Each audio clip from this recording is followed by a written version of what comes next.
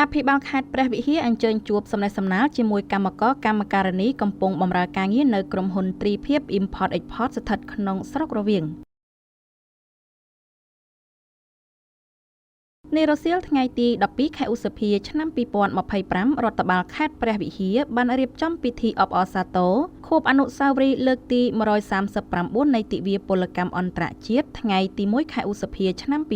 2025ក្រោមប្រធានបទរួបរวมគ្នាដើម្បីការងារសមរម្យនិងកំណើនប្រកបដោយចីរភាពនិងភាពធន់ក្រោមអធិបតីភាពឯកឧត្តមគឹមរិទ្ធីអភិបាលខេត្តព្រះវិហារពិធីនេះក៏មានការចូលរួមពីសំណាក់អភិបាលរងខេត្តថ្នាក់ដឹកនាំមន្ទីរអង្គភាពជុំវិញខេត្តសហជីពនយោជកនិងបងប្អូនកម្មករនយោជិតយ៉ាងច្រើនកុះករស្ថិតក្នុងភូមិអូប៉ូឃុំរមនីស្រុករវៀងខេត្តព្រះវិហារឯកឧត្តមគឹមរិទ្ធីបានថ្លែងថាពិធីដ៏សំខាន់នេះបានប្រារព្ធធ្វើឡើងដើម្បីរំលឹកដល់គុណបំណាច់របស់កម្មករនយោជិតសហជីពនយោជកនិងបងប្អូនកម្មករនយោជិតក្នុងការលើកកម្ពស់សារៈសំខាន់នៃការរួបរวมគ្នាក្នុងការជំរុញការងារដែលមានលក្ខខណ្ឌសមរម្យគាំទ្រកំណើនសេដ្ឋកិច្ចប្រកបដោយចីរភាពនិងពង្រឹងភាពធន់នៃទីផ្សារការងារនៅក្នុងខេត្តព្រះវិហារជាមួយនេះរដ្ឋបាលខេត្តបាននឹងកំពុងយកចិត្តទុកដាក់ចំពោះសិទ្ធិនិងផលប្រយោជន៍របស់បងប្អូនកម្មករនយោជិតក៏ដូចជាការបដិញ្ញាចិត្តក្នុងការធ្វើការងារជាមួយគ្រប់ភាគីពាក់ព័ន្ធដើម្បីបង្កើតបរិយាកាសការងារល្អប្រសើរនិងលើកកម្ពស់ជីវភាពរស់នៅរបស់ប្រជាពលរដ្ឋនៅក្នុងខេត្តឯកឧត្តមបន្តថា